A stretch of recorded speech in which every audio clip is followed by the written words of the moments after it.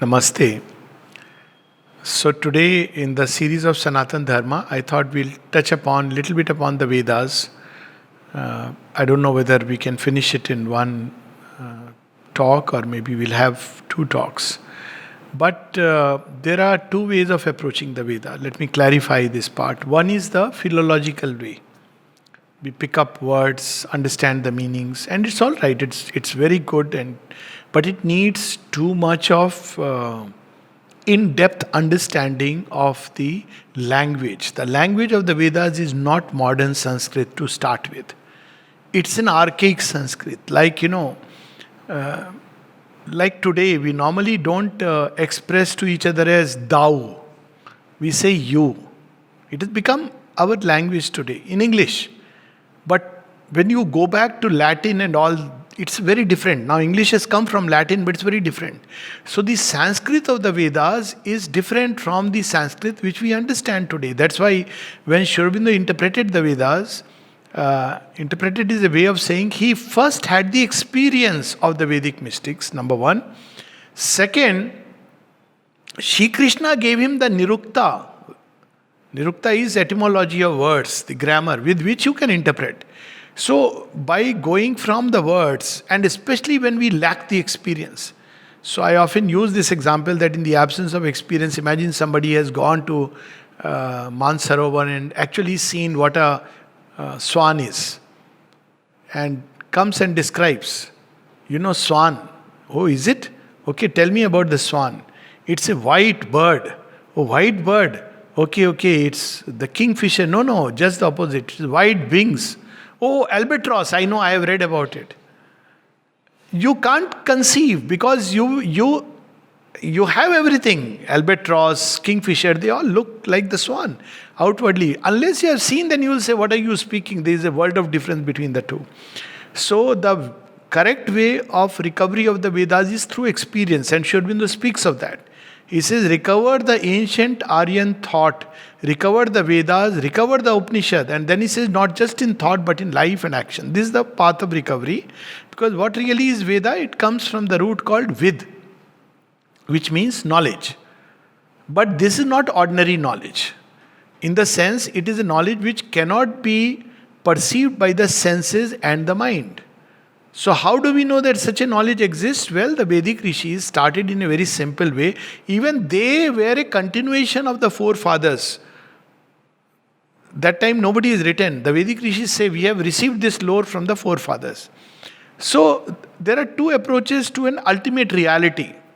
Obviously, Vedas are not for a person looking for practical things immediately. They are very practical. We'll come to that. But somebody who says, okay, immediately tell me how am I going to get my rations. So somebody will say, you vote for this party and you'll get your ration. So you are not even an adhikari of the Vedas. But as time comes when we seek for ultimate truths, we are not happy with just the everyday mundane practical truths of life because we see that they are all illusions. They collapse. So you want more, and ultimately you reach in the process of dil mange more, that point that you want the ultimate truth. So how do you find the ultimate truth? There are two ways. One is the way of science. So you start from below, you start from the surface. You keep scratching, keep digging, and you climb up. It's a long process, but it's a valid process, not invalid. So science approaches this knowledge, this reality, but the problem there is the instruments are limited. Our instruments are the senses. And even if you augment them by some kind of a technology, even technology is an extension of the mind. Now, where did mind come from? So the Vedic Rishi started this question. Where does the mind come from? Where do the senses come from? So they inverted the question and therefore asked the right question. Instead of saying, I want to know the truth by the mind, ask this question, where does the mind come from? So they followed this trail by going into the depths within, into the subjective spaces, into mind, into thought, into feelings. Where does thought come from? Try just practicing one day. Where is thought coming from? Where is this feeling arising from? And you will start entering from the form of feeling into a formless state. And then you go deeper and deeper. So this is how they discovered a path or rather they received a path from their forefathers and found the ultimate truth. Now the sign of that ultimate truth is it is stable, it is unchanging, and this is not a finite thing, it is infinite. That's why when people say, okay, tell us how God came into existence, this question is absurd from that point of view, because infinite by its nature cannot be born or die. It is by its nature infinite. So this question becomes invalid at that point of time.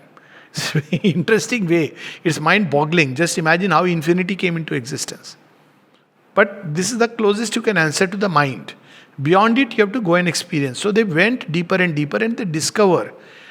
What did they discover? That yes, there is indeed an infinite truth, infinite existence behind this world of ever-changing motion.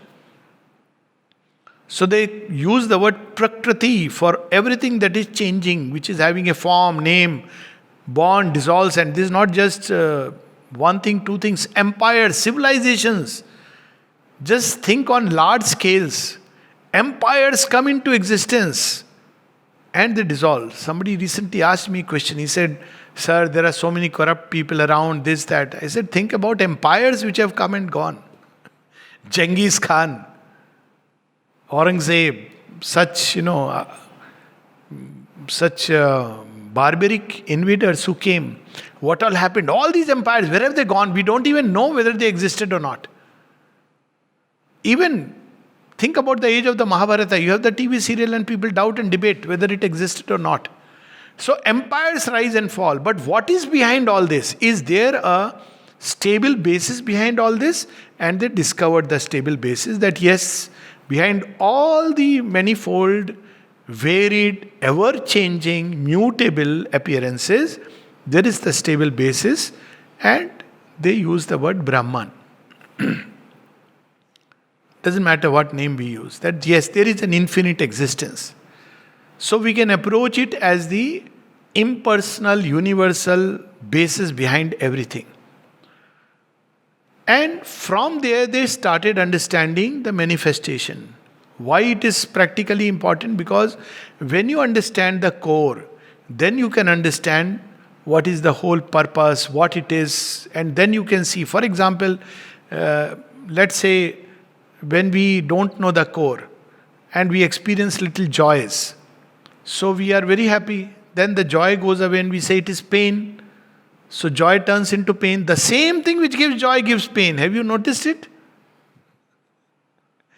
Even while you hold it, it is giving you pain. So we wonder why it is happening. So we blame it on karma, we blame it on this. So this is our understanding from below upward. Now you go to that, you discover that divine is, that one is infinite delight.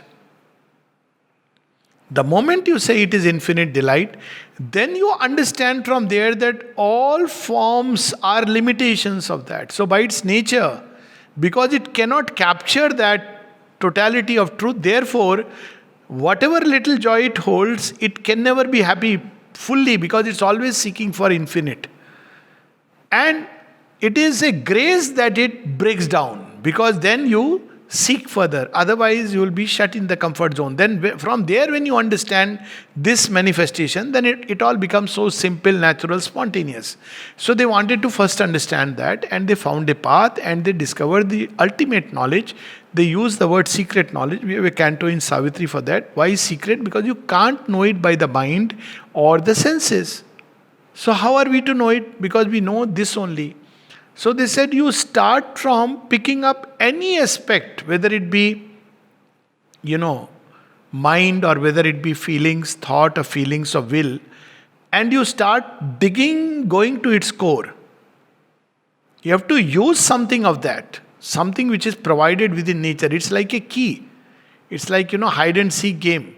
So there is a clue left. You ever played that game? What is it called? Where you have the clues and you start hunting from the clue. Treasure hunt. So there are clues dropped by nature, and you pick up that clue and go to its core. Actually anything, because that basis is there. A point comes when you will go beyond that frame through which you are seeking by the intensity of concentration, and you will discover that existence. And that path of discovery is called yoga. So the Vedic rishis were yogis, they were mystics. and they discovered, and they gave these truths. Now, the right way of discovering it is to discover the same truth. So there are two ways of going about the Vedas. One, as I said, is philological. We study the words. From words we derive the etymological meanings. And it's fascinating. But the problem with that approach is that a common man feels often repulsed. You first of all he says Sanskrit, my God, it's too much for me. Then you say Sanskrit, also not this Sanskrit. It is a different Sanskrit. So it's too much of an effort. And after studying everything, you still don't have the experience. Mind you, you may study all the Vedic scriptures, be a Pandit, still you won't have the experience. So still something will be missing. And yet, there are people who are fascinated with that approach, and it's valid. I'm not saying it's not valid. But it is an approach which many times you will see one of the reasons why the Vedas were lost within India is because people started studying them as the word, the scripture. And as time moved by, the scripture began to be interpreted in ways through the understanding of Sanskrit and the grammar as it changed over a period of time. So the meaning that was given was so strange. And therefore, when Sri Aurobindo speaks of recovery of the Vedas, at both the levels he speaks of. It is not just philological and etymological. He says very clearly in Secret of the Vedas that I had certain experiences which I found confirmed in the rishis of the Vedas. Then he went about recovering it. Why? So that people know that there is so much beauty, so many have gone before, and what path they have taken, what did they discover. So he gives us the essence, but because there were a lot of already misinterpretations, he had to bring in that true understanding of the Vedas, both from philological point of view and the experiential point of view. So this is the longer path.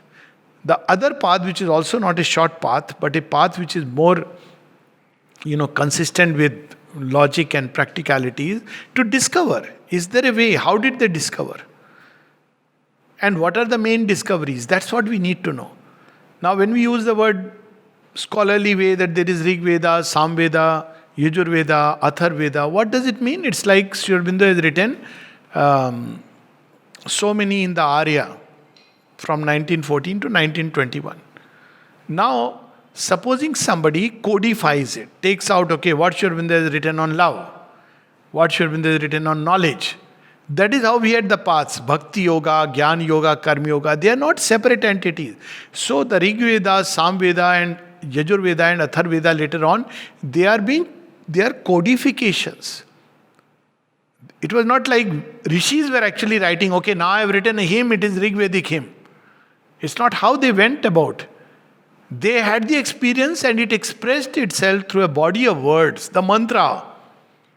And they expressed this body of words. Later on, another great rishi, Vedavyas most likely, or maybe Vedavyas was not one person, he took out those hymns like Patanjali. People think yoga means Patanjali. No, Patanjali is a codifier. He took out the various systems of yoga and made a little bit of good khichdi. So, you have this and, So, he created a system. And while system helps us to understand, but system can also become a problem because it takes away the natural movement. It's like, when you say that, how do I go from Delhi to Pondicherry? And you study all the route maps, take the data analysis, and finally you hone into take this flight, take that flight, take this train. Everything is in order. You take a flight. What is not given there is your flight may be cancelled. What do you do in that situation? Now, this is the problem of too much of codification. So, this is what happened. This is what has happened with the Vedas, that you have the Rig Vedas, Sam Veda and Yajur Veda and subsequently Athar Veda as codification of certain hymns which came up in the heart of the rishis, born by an experience. To give an example, when we are suddenly face to face with something very wonderful, now we may be stunned into silence, or some words may well up within to give a form to that experience. For example, we may express, oh wow, what a wonder of wonders. Now, if it is expressive of a deep experience which is in the heart, then this word, wow, wonder of wonders, can be a mantra. But it is not expressive. You see, what was the mother's mantra for a long time? She said, I had to just use these two words, Oh Lord, and she would connect. But if we speak, Oh Lord, we can't connect because we are not able to connect with the inner state in which these words are spoken. So there are the mantras, and there are states of consciousness they embody. So mantra is like a capsule of light. And if we only analyze the surface, we cannot arrive at the state of consciousness. For the state of consciousness, you have to dwell upon the mantra. Otherwise, you may learn all the mantras. And like a parrot, you see, parrots know many things.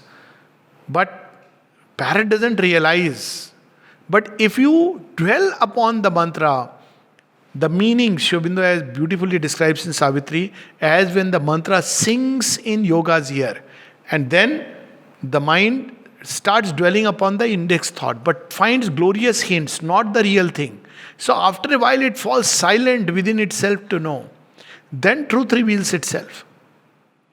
So this is how the mantra is born. It's behind the mantra is the state. So if you catch the word, you may miss the state. That's why the scripture says something very cryptic. It is there in the Upanishad, it is there in the Gita, that go beyond the word, written or spoken. Shabd Brahma ati vartate. So what it means is not that discard the word. Pick up the word if you wish. But go beyond means there is a state of consciousness embodied within it. If you try to understand it through the meaning with a dictionary, you may lose that state. So what was the method of the Vedic rishis? It was not like that. The method was you pick up a mantra and they meditated upon it. That's how they have given. They didn't give that, try to understand the meaning. Okay, rough idea. Meaning is important in general. Like when you say Isha Vasyam Idam Sarvam, it's enough to know that the Lord, indwelling, immanent, divine, dwells in all things. But if you say, well, Isha could mean this, it could also mean this. What does Isha really mean? Then you have lost it. Just when we meditate upon this famous verse, Isha Vasya Midam Sarvam, and if we do it, see, this was a path Sri Aurobindo himself followed. In the Alipur jail, he used to meditate on these two verses of the Isha Upanishad. But when people asked him that what is the best idea to meditate upon, he said the best is what is given in the Isha. But he didn't put the Sanskrit part. He said all is in the divine is in all, and all is the divine. He has given in English. It doesn't matter. It's the idea behind the body of words. Idea can express itself in different body of words. So again, Veda is not a fixed, rigid structure. You see the same idea which is there in the Veda about the one. You read the Sikh literature, you will see Ek Onkar. This too, that too. But it is written, it is said in Gurumukhi. And I know of people who just by listening to that, they have this wonderful experience. I mean, one of my friend, now he's in New York, so he would take me and he would put this Shabad onto his car. And I could see that, Sikh gentleman, that he is absorbed in it.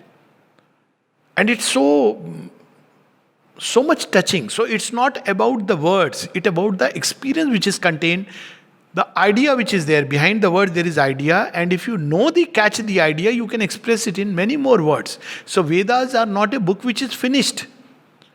There will be more of it. Expressions will come, new expressions will come. And then behind the idea, there is the state of consciousness.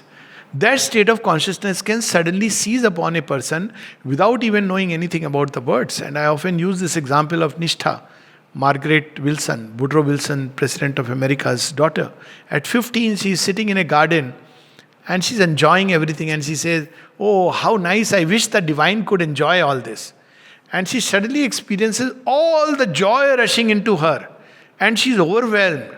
And then she says, the thought that came into her is that who else but I am enjoying all this. Now what is this state? It is exactly same as Ishopanishad, Tena Tyaktena Bhunjita Magradha Kasya Svidhanam. She experienced the state of consciousness without using the words. Without going through words or even the idea. Why? Because she had a seeking, and of course there is a past preparation. So we must understand that while it's all right to even with Savitri or anything, while it's all right to analyze words and all that, but most important is to get back to the experience. And to get to the experience, we need to know some key points, key issues that Vedas has said. Otherwise, many people, youngsters I have seen, some are committed. They want to study in the proper Sanskrit way. But as I said, it has its own problems. We may be lost in Panditya and forget the real sense. I mean, Sri Ramakrishna had not formally studied, but he had the experience. So much so that the famous Vedanti in Totapuri, he comes to him and says, "What is all this you say? Mother Kali, Mother Kali." No, no, no, it's formless, Brahman, infinite. So Sri Ramakrishna said, "What is this?" So he goes and tells the mother, this fellow he is supposed to be my guru. He could accept anyway. Okay, you teach me this sadhana, because he was to synthesize the different sadhanas. He was not meant to synthesize matter and spirit, but at least the different approaches, religious, spiritual, different approaches. So he did Tantra sadhana, this sadhana. So he goes and tells mother, he is telling me that all that I talk to you is not true. There is something beyond. So she says, okay, I'll tell him. Next day his master comes and says, what did you do? He was tormented literally by Mother Kali, that what are you speaking? You don't know me. You don't know the Brahman till you have known this great truth. So there are approaches, but ultimately we have to come to this approach, which is the approach of experience. So that's where he gives us certain key aspects. And if one wants to know where these key aspects are, there is a very beautiful essay of Sri Aurobindo. It comes in Doctrine of the Mystics. It used to be in Hymns to Mystic Fire in the SABCL. I think now it is in CWSA, which volume? I am not well conversant with the modern this thing, but I think now it has come in Vedic and Philology studies. But there he explains what these mystics discovered and gave to us. It's very simple. And that's what we need to know. Then if we are interested, we can go into experience, we can go into words, analysis, but most importantly experience, and along with that we can study. So the first thing that he describes very beautifully, I'll just read portions of it. The doctrine of the mystics. But first he says that what were the Vedic rishis seeking? What was they seeking? So first they were seeking immortality. Immortality means not the way we understand survival of a limited personality. They saw that everything is changing. Is there something which is unchangeable? See, destruction is synonymous. The moment you have birth into a form, destruction comes into place. Think about it this way. Mortality is not just when I die physically. Ever thought that when you were a child, seen your picture? You're no more the same physically. What happened? Shall we say that one is dead? People will say this is absurd. There is a continuity. How do you know it? So the next thing will be there is memory. Do you remember everything? I don't remember everything. You can reclaim that memory and understand the continuity. There is a way to reclaim that memory. Otherwise, you rely on what the parents say and others say. But there are ways. Nowadays, people speak about regression, where you can actually reclaim that memory which you have lost, and therefore you know this changeable person and that person who was and this who is and that which other will be are actually the same person. But these are all changing appearances, isn't it? So the same way, apply it on a much larger scale. So when they use the word, there is something which is not changed, which is stable. Now you will say, no, but that is also changed in terms of capacities, personalities. Yes, personality is also changing. Child's personality and grown up and this thing. So what is behind this personality? So this is how they were approaching immortality, that is there something which doesn't change. So immortality was not just that how I'll survive from death. That meaning has come much later. And they discovered that yes, there is something that doesn't change, which is not limited by form and name. It is infinite, so therefore it cannot die. Infinite cannot die, finite can die. It doesn't die even finite. Its boundaries are abolished. So it's like a house So when you demolish the boundaries, you can say the house is pulled down. But the land is still there. It continues to exist. The walls were a temporary structure. So temporary structures will come up and fail. But the fundamental reality will remain. There is another example which is used in terms of understanding this, is the river and the bed. So we go and say, is the river the same or is it changing? Interesting question, no? A river is never the same. Every moment it is changing. Yet we say that the river is the same. Why do we say that? The river bed is there. It is flowing along those paths. If the same river or another stream coming from the same origin flows along another river bed, we will say it's a different river. So it is changing and yet it is not changing. Similarly, in nature, we see certain patterns, tendencies, habits, and we think it is fixed, but it is not fixed. It is only temporarily there. It's constantly changing. So they went into all these constant changes. And then they discovered, no, but there is a bed which is not changing, over which this nature is dancing. This bed is the infinite existence which is immortal. So this was their first seeking. They use the word truth. Why? Because it is the last point. So it is truth. All others are truths or relative truths. And every relative truth can become falsehood.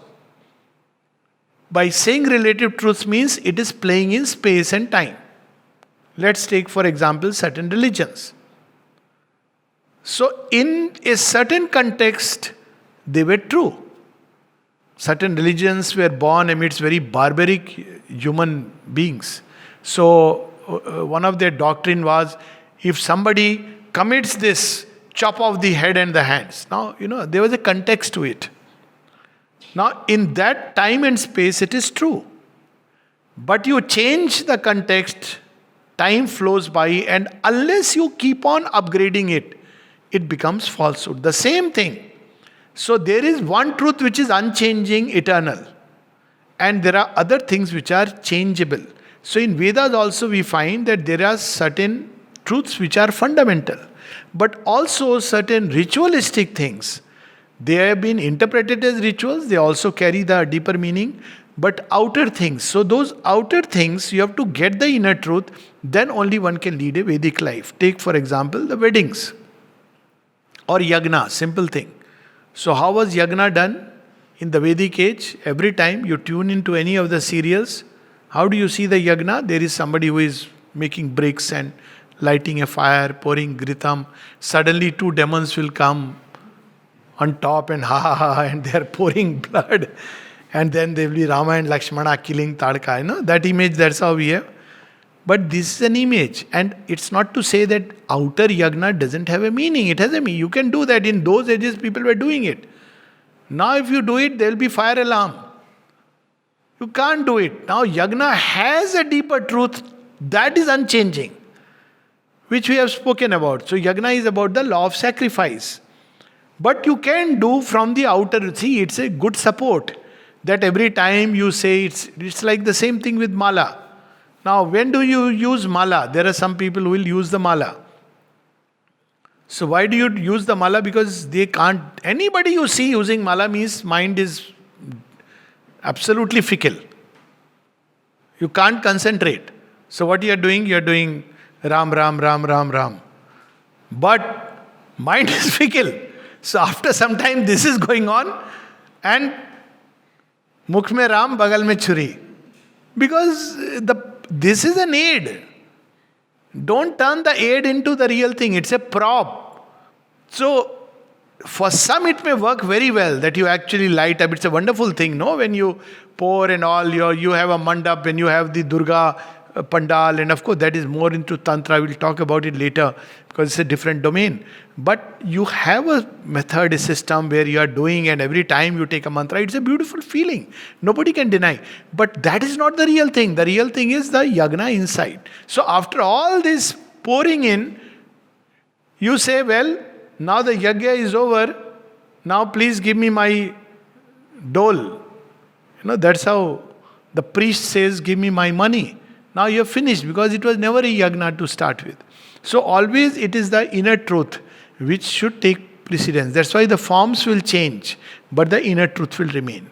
So this is what Sri Aurobindo brings. So that inner truth is something which is unchanging.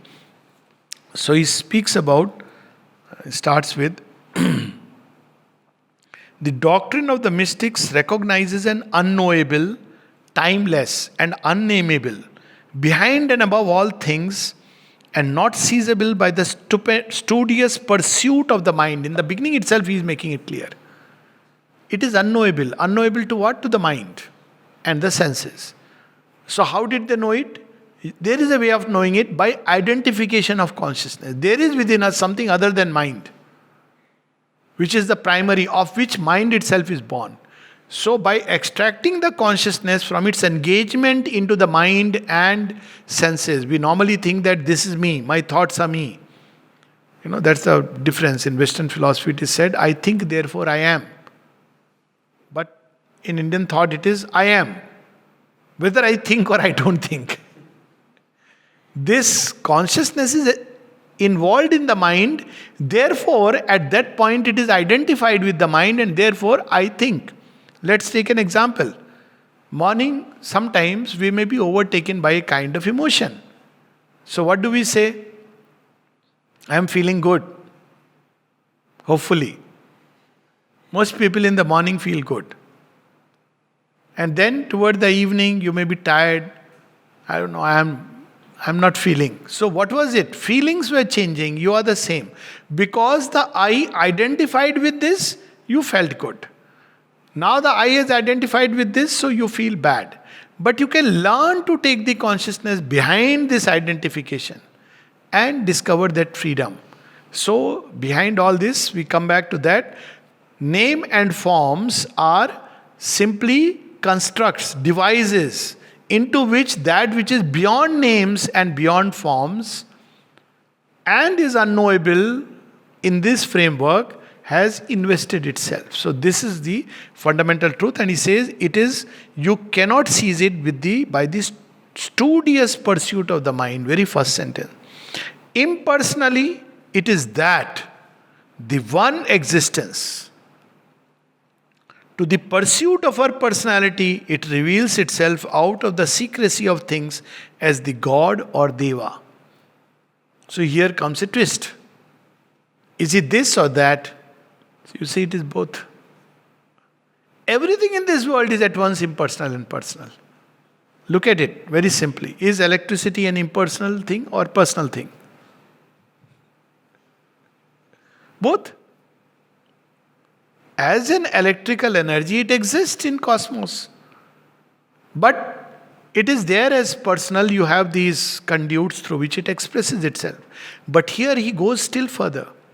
An infinite existence, and this is a very simple logic to those who say that God is a being you are humanizing. No, you're not humanizing him. It's the other way around.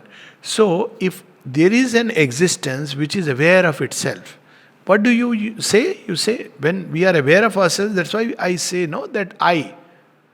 Now, whatever I am aware of, that will be the I. I may be aware of the ego self, and when I say I, it is about my ego self.